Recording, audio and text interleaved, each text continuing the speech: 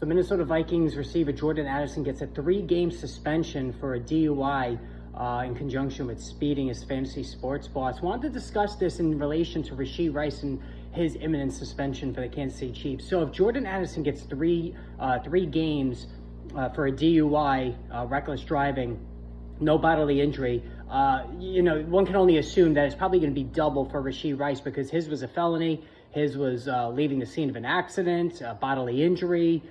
He's already been given a jail sentence. So if you're interested in Rashee Rice, I'm saying probably 5 to 6 games is what we're looking at for Rashee Rice. Now, Xavier Worthy has seen his ADP rise by a decent margin because of what's going on with Rashee Rice. And I get the knee-jerk reaction, but Xavier Worthy, just be careful not to overpay here, because he's a 165-pound receiver.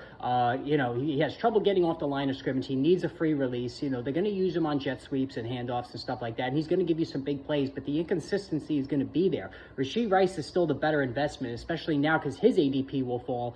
If you can, if you have decent depth at wideout and you can get through 5-6 games at Rashee Rice, I still think he's a good investment, a much better investment, in my opinion, than Xavier Worthy, because I think once Rice is back on the field with Travis Kelce, I think that Worthy becomes a clear number 3 guy who will have hit or miss weeks going forward. Let me know what you think about this. Hit that subscribe button.